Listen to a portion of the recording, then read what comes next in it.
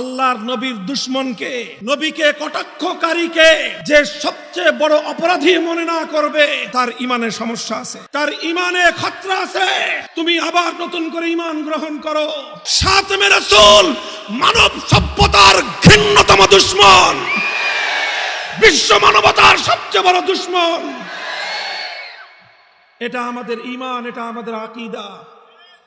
আল্লাহর নবীর দুশমনকে, নবীকে কটাক্ষকারীকে যে সবচেয়ে বড় অপরাধী মনে না করবে, তার ইমানে সমস্যা আছে, তার ইমানে খতরা আছে। তুমি আবার নতুন করে ইমান গ্রহণ করো। নবীর দুশমন বিশ্ব মানবতার দুশমন, নবীর দুশমন সমস্ত মুসলমানের সবচেয়ে বড় দুশমন। সুতরাং যে সবচেয়ে বড় অপরাধী, তার শাস্তিও কি বলেন? অপরাধ যেমন গুরু, শাস্তিও কি গুরু। অপরাধে লঘু শাস্তি, এটা কোনোদিন গ্রহণযোগ্য হতে পারে না।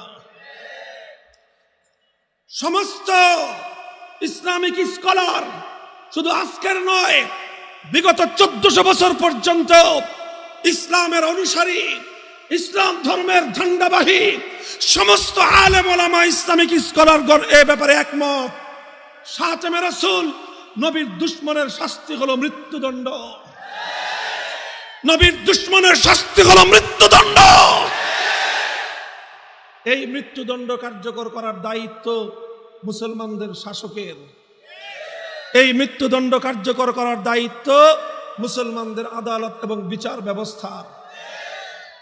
আল্লাহ না করুন মুসলিম শাসকরা মুসলমানদের বিচার ব্যবস্থা যদি নবীর দুশমনকে প্রকৃত তার অপরাধ অনুযায়ী শাস্তি প্রদান করার পরিবর্তে তাকে আশ্রয় এবং প্রশ্রয় দেওয়ার চেষ্টা করে, আর সেক্ষেত্রে নবীর কোন আশিকে রাসূল উম্মত যদি সাহাবী সাদ ইবনে আবি ওয়াক্কাসের আদর্শের অনুসরণ করে নবীর দুশমনকে খতম করার জন্য উদ্ধত হয়, এটা মুসলমান শাসক এবং বিচার ব্যবস্থার ব্যর্থতা।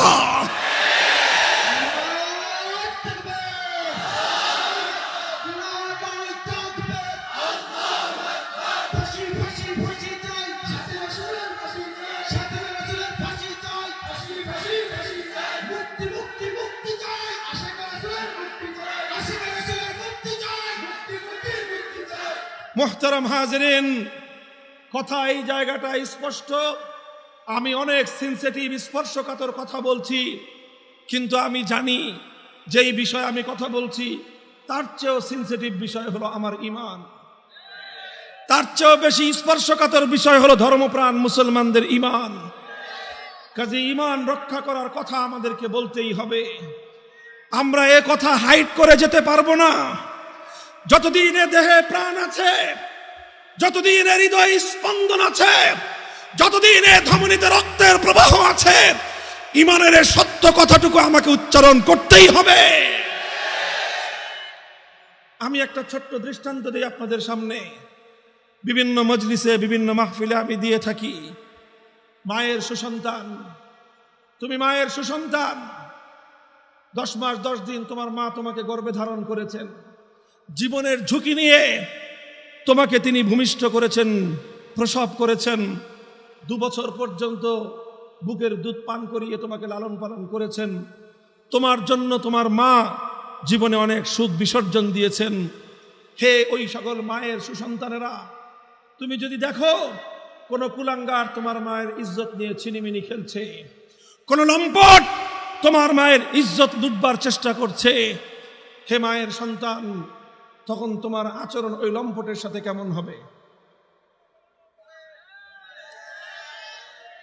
কোন ভয় আছে?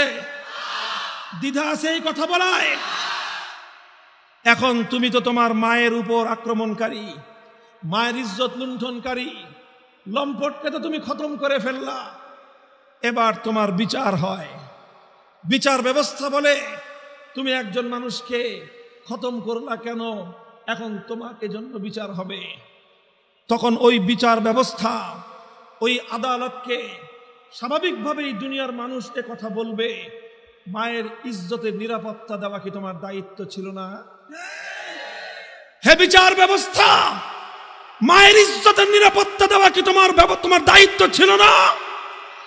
হে শাসক গোষ্ঠী, মায়ের ইজ্জতের নিরাপত্তা দেওয়া কি তোমার দায়িত্ব ছিল না? তুমি যেহেতু মায়ের ইজ্জতের নিরাপত্তা দিতে পারো নাই, মায়ের ইজ্জত লুণ্ঠনকারী লম্পটের নিরাপত্তা দেওয়ার কোন অধিকার তোমার নাই। আর মায়ের ইজ্জতের হেফাজতকারী, সেই মায়ের দুধের হক আদায়কারী ওই সন্তানের বিচার করবার অধিকারও তোমার নাই। এবার জিজ্ঞাসা করি আপনাদের কাছে, মায়ের সুসন্তান হিসেবে মায়ের ইজ্জতের দাম যতটুকু, আশিকে রাসূল উম্মত হিসেবে তোমার কাছে তোমার নবী এবং তোমার রাসূলের ইজ্জতের দাম কম না বেশি? মুসলমান হিসেবে আমরা আল্লাহর নবীর ইজ্জতের নিরাপত্তা চাই। আর এ কারণেই 2013 সালে শাইখুল ইসলাম আল্লামা আহমদ শফী নবীর দুশমনদের আঘাতে আঘাতে জর্জরিত মজলুম নবীকে হেফাজত করবার ডাকে যখন বাংলাদেশে আওয়াজ তুলেছিলেন, টেকনাফ থেকে তেতুলিয়া বাদ ভাঙ্গা জোয়ার ছুটেছিল তার ডাকে সাড়া দেওয়ার জন্য।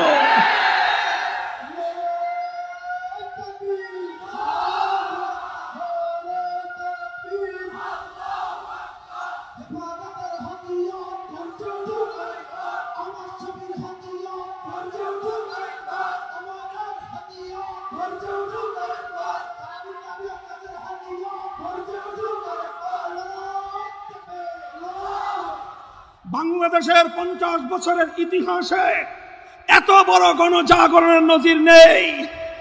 এদেশের মানুষের হৃদয়ের ভাষা ছিল সেটা। এদেশের কোটি কোটি তাওহীদি জনতার হৃদয়ের আবেগ উচ্চারিত হয়েছিল শাইখুল ইসলাম আহমদ শফীর কণ্ঠে। শাইখুল ইসলাম আল্লামা আহমদ শফী আজ নেই, কিন্তু সে আওয়াজ বন্ধ হয়ে যায়নি, সে দাবি স্থগিত হয়ে যায়নি, স্থগিত হতে পারে না।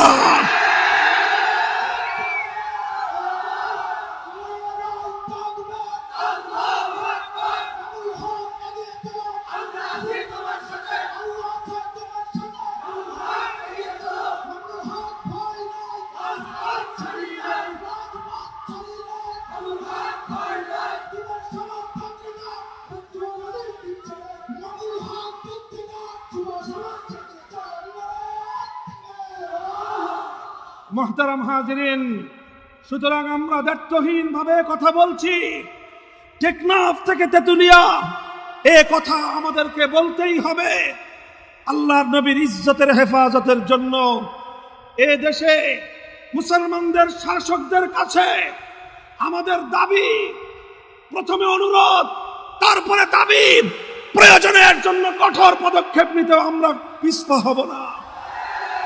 1 নম্বর, আমার নবীর খতমে নবুয়তের সিংহাসন, আল্লাহর নবীকে আল্লাহ পাক যে নবুয়ত দিয়েছেন, সেই নবুয়তের সবচেয়ে বড় বৈশিষ্ট্য হলো খতমে নবুয়ত।